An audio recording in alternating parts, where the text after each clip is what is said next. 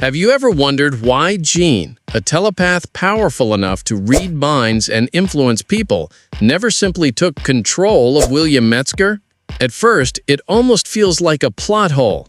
If Jean can manipulate thoughts, erase memories, and communicate mentally across long distances, why spend so much of the movie trying to stop William instead of controlling him? But once you look closely at the clues hidden throughout Spider-Man Brand New Day, the answer becomes much deeper than most fans realize.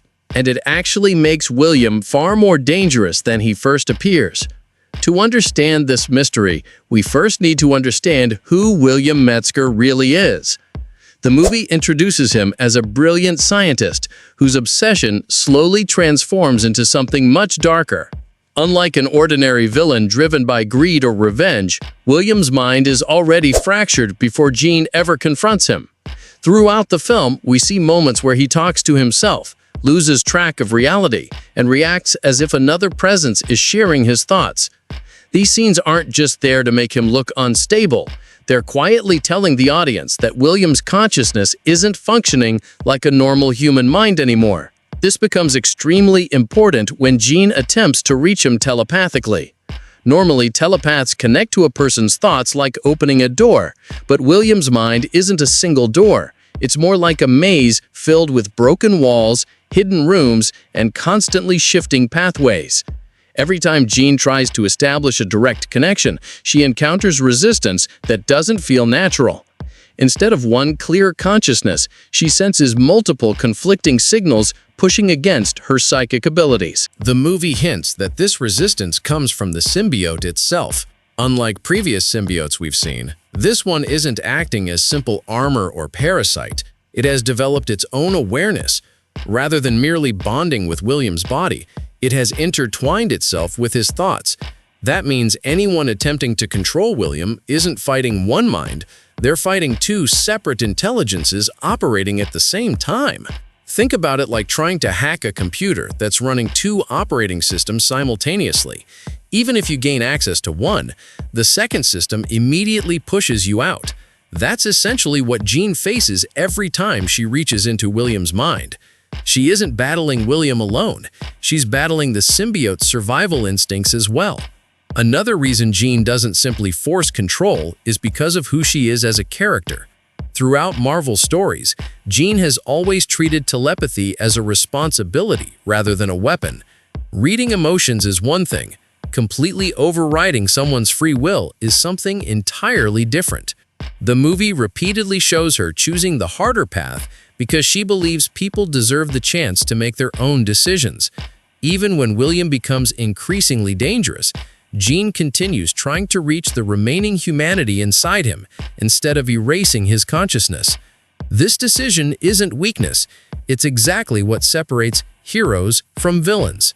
If Jean solved every conflict by taking complete control of another person's mind, she'd become the very thing she's fighting against. The film quietly reminds viewers that incredible power doesn't justify removing someone else's freedom. There's another fascinating clue hidden during Jean's psychic encounters with William. Every time she connects with him, she experiences overwhelming pain. The visuals become distorted, voices overlap, and flashes of memories appear from different perspectives. These aren't random special effects. They're showing that William's consciousness has become psychically toxic. The longer Jean stays connected, the greater the risk that the symbiote begins influencing her instead. Imagine grabbing a live electrical wire. You may be strong enough to hold it for a second, but keeping your hand there only guarantees you'll be injured. That's exactly how Jean's telepathic connection works. She can briefly enter William's mind, but maintaining control would expose her to enormous danger. The movie also establishes that William possesses an unusually strong force of will. Even before his transformation, he refuses to surrender his goals despite repeated failures. That stubborn determination becomes amplified once the symbiote bonds with him. Many people assume mind control only depends on the power of the telepath, But Marvel stories have repeatedly shown that mental strength matters on both sides. Characters with exceptional determination can resist psychic influence far longer than ordinary people. William's obsession effectively becomes another shield, protecting him from complete domination.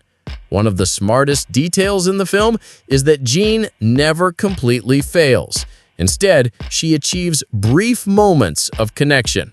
There are scenes where William hesitates, stops attacking for a second, or appears emotionally conflicted after Jean speaks to him telepathically. These moments prove that she is reaching him, but not deeply enough to seize permanent control. She's opening cracks in his defenses, rather than breaking through them entirely. Some fans have asked why Jean didn't simply unleash her full psychic power. The answer may be hidden in the larger consequences.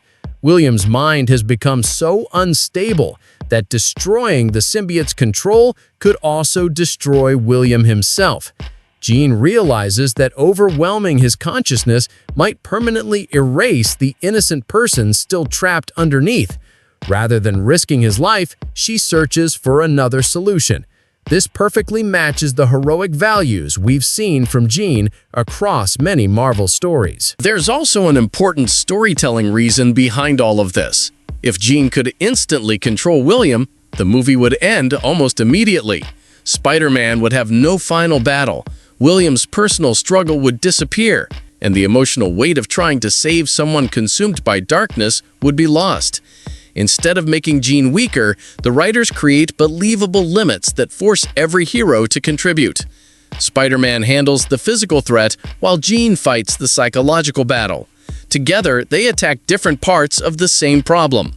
By the final act, it's clear that the real conflict was never about overpowering William. It was about giving him the chance to reclaim control over his own mind. Jean could guide him, she could encourage him, she could expose the truth buried beneath the symbiote's influence, but she couldn't make the decision for him. Ultimately, William himself had to choose whether to resist or surrender. That choice becomes one of the movie's most powerful themes. True heroism isn't forcing people to change, it's helping them find the strength to change themselves. So why couldn't Jean directly control William Metzger?